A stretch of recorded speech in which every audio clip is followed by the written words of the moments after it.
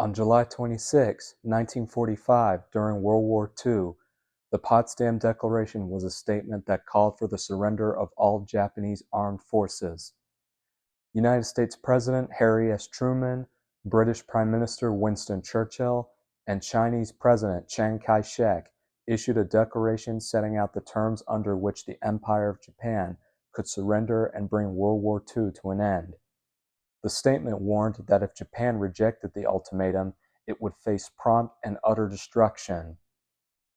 On July 26, 1953, the Moncada Barracks in Santiago de Cuba, Cuba, named after General Guillermo Moncada, a hero of the Cuban War of Independence, was attacked by a small armed group of revolutionaries led by Fidel Castro.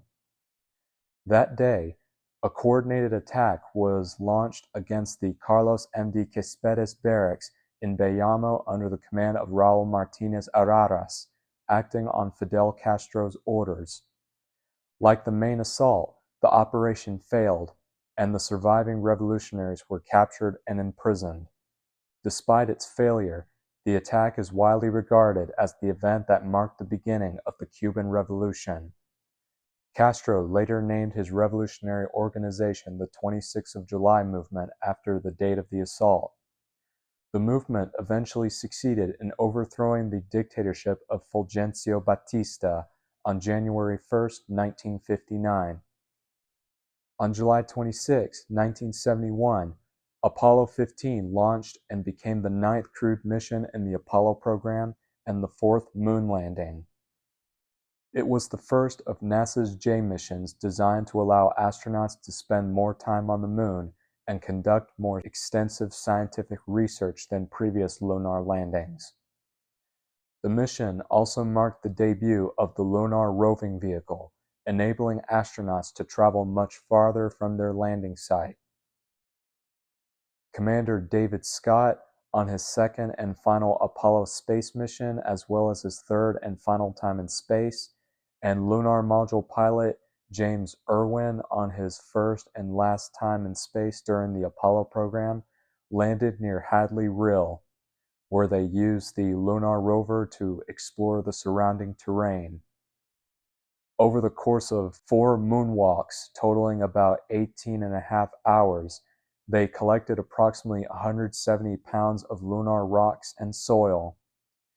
Meanwhile, Command Module pilot Alfred Worden, also on his first and last time in space during the Apollo program, remained in lunar orbit, operating the Scientific Instrument Module housed in the Service Module. Using equipment such as panoramic and mapping cameras, a gamma-ray spectrometer, a laser altimeter, a mass spectrometer, and a small lunar sub-satellite released near the end of the surface mission, he gathered valuable information about the moon and its environment. After Scott and Irwin rejoined the command module, Apollo 15 departed lunar orbit on its 74th orbit and began its return to Earth. During the journey home, Worden performed the first deep spacewalk in history. The spacecraft safely splashed down on August 7th, despite one of its 3 parachutes only partially deploying. The mission successfully achieved its scientific objectives and included several historic moments. The astronauts collected the famous Genesis rock, believed to be a fragment of the moon's ancient crust, and David Scott demonstrated Galileo's principle that, without air resistance, objects of different masses fall at the same rate by dropping a hammer and a feather on the lunar surface. However, Apollo 15 later attracted controversy when it was revealed that the crew had taken unauthorized postal covers to the moon, some of which were later sold through a West German stamp dealer. As a result, the astronauts were officially reprimanded for poor judgment and were never assigned to another space mission.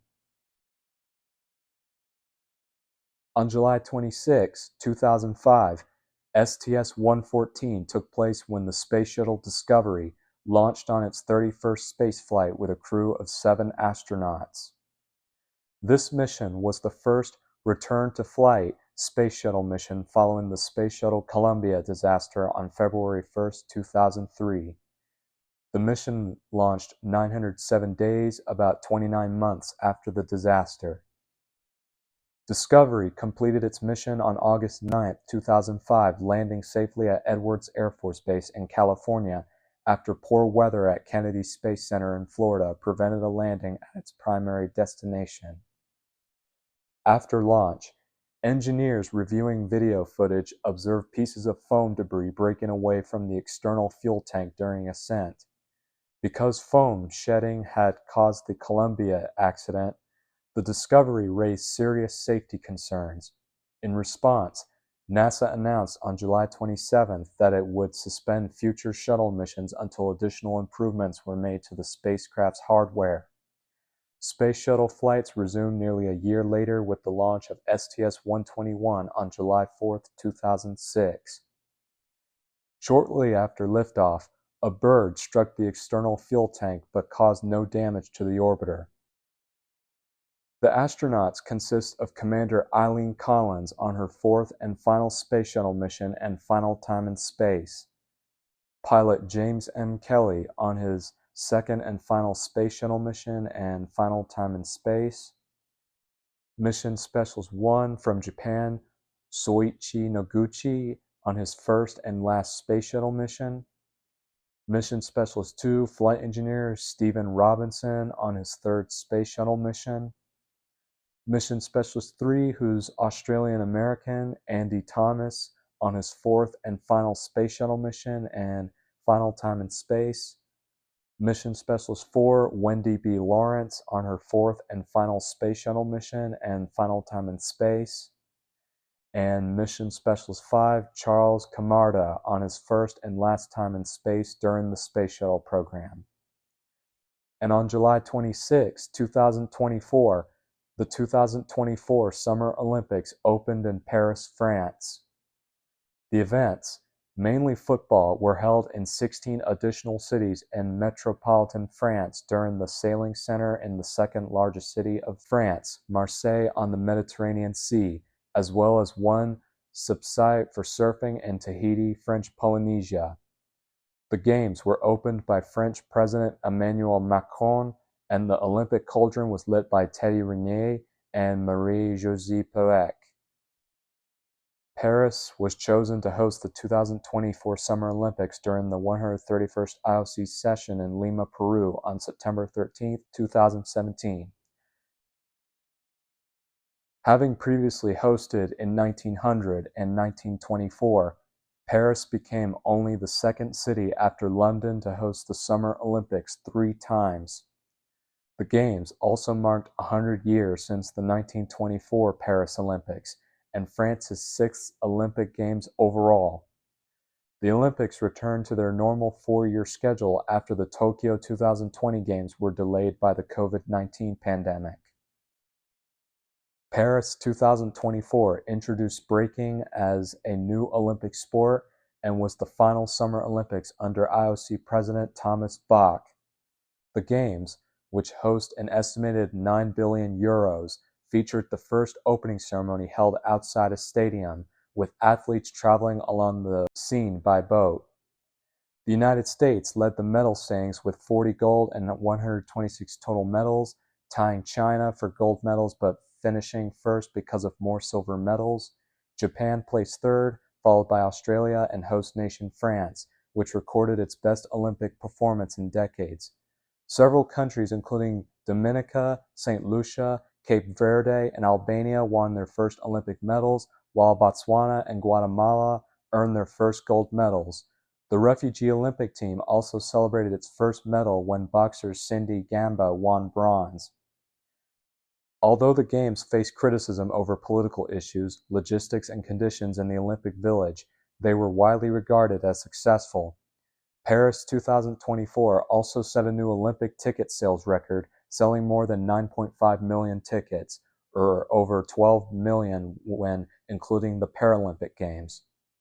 On the same day of the opening ceremony, a series of arson attacks damaged the LGV Atlantique Nord and Est lines of the French high-speed railway system. International and domestic rail services were heavily disrupted, affecting about 800,000 passengers. An attempted attack on the LGV Sud-Est high-speed rail line was also prevented when TGV maintenance workers happened to be at the scene and interrupted the sabotage. I can never forget where I was when the opening ceremony occurred.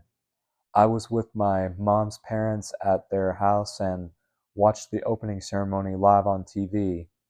And to tell you the truth, from my previous video a year ago, this was the first Summer Olympics opening ceremony I've ever watched on live TV. Well, that's all I have for today. If you like what you hear, don't forget to leave a comment down below and subscribe. This is Stephen Luke, and I'll see you next time for another historical update.